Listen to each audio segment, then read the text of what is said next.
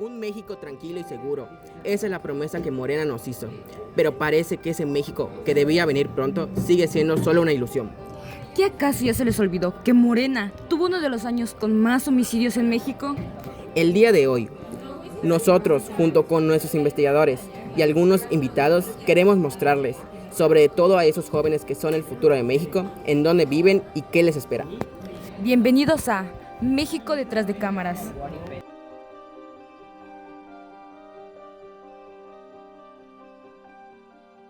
Mucho gusto a todos los oyentes del podcast. El episodio de hoy tratará sobre toda esa información falsa que aparece en las redes sociales sobre nuestro México.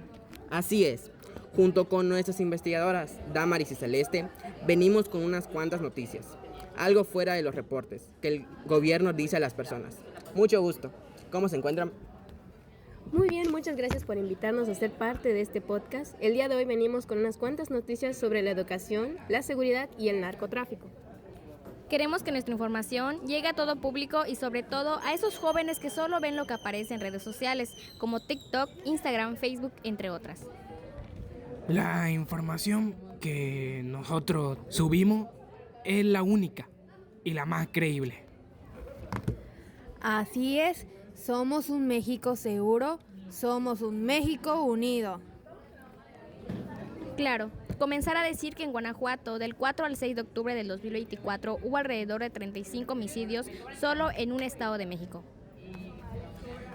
Eso es mentira. Yo le dije que eran mejor los abrazos y no balazos. Tú me quieres hacer quedar mal. También tengo datos sobre unos libros de texto con errores ortográficos en donde aparece el desplome del colegio Rapsden. O también en donde un artículo completo del libro aparece una parte del sexenio de Calderón como uno de los peores sexenios. Bueno, y también frases como subir para arriba o salir afuera, entre otras. Eso fue un error de la imprenta. Además, los jóvenes son felices con sus becas. Cabe aclarar, eso no fue en mi sexenio. Claro. Como si el hecho de que no haya sucedido en tu sexenio te eximiera de toda tu responsabilidad. Pero bueno, ya que tocamos el tema de las becas, hablemos de la economía.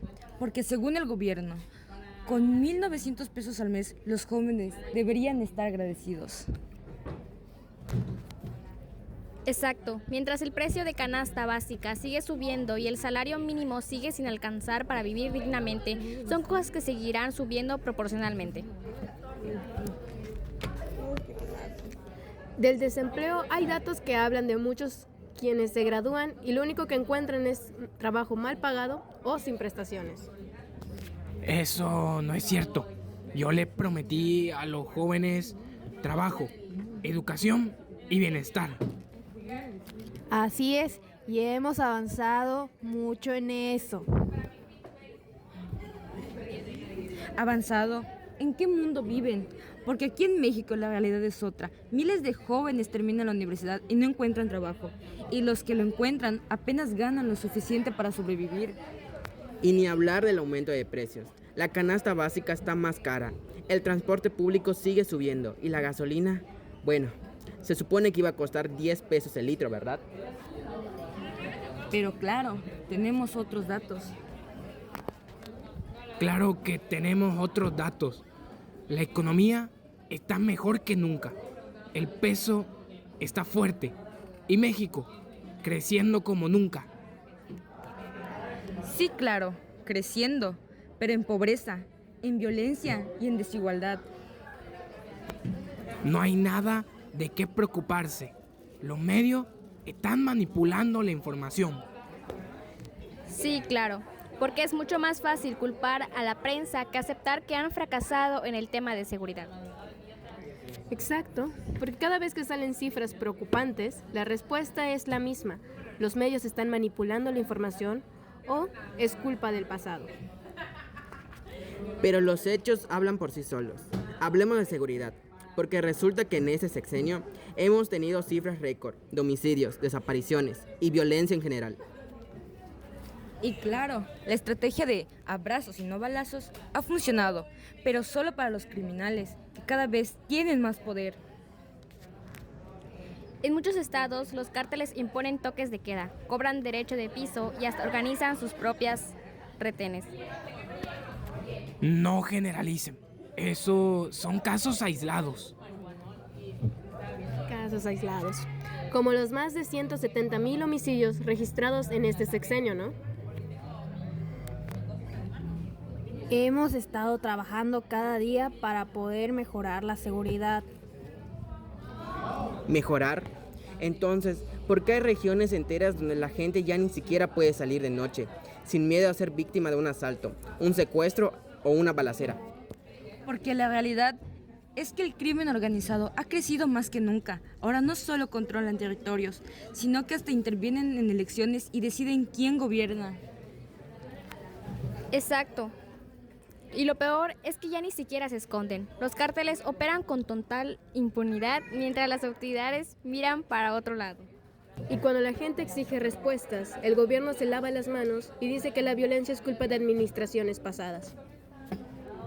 Nosotros estamos haciendo historia. Nunca antes se había invertido tanto en el pueblo como ahora. Claro, claro. La historia de el pueblo nunca antes visto, según ellos. Pero vamos a ser realistas. Las cifras no mienten. Cada vez son más las familias que sufren la inseguridad y la falta de apoyo del gobierno. Los datos indican que la falta de inversión en educación y salud es un factor clave en la perpetuación de la pobreza y la violencia. Exacto. Es importante destacar que la corrupción no solo es un problema de los funcionarios gubernamentales, sino también de la sociedad en general. La corrupción se ha extendido por todo el país y es hora de que se tomen medidas para erradicarla. Pero ¿cómo podemos esperar que el gobierno tome medidas serias contra la corrupción si ellos mismos están involucrados en ella? Eso es mentira. El gobierno está comprometido con la transparencia y la rendición de cuentas. Y estamos trabajando para mejorar la eficiencia y la eficacia del gobierno. Eficiencia, eficacia. El gobierno está más interesado en mantener su poder y privilegios que en servir al pueblo. Suficiente. Yo me voy. Nos vamos. Esto es humillante para el pueblo. Chicos, como podrán ver, nos quedamos sin invitados. Y por esto mismo es momento de despedir el podcast.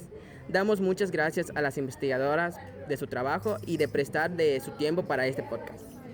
Al igual que ustedes que nos escuchan, esto ha sido un poco de México detrás de cámaras. Aquí nuestra despedida. Muy bonito día.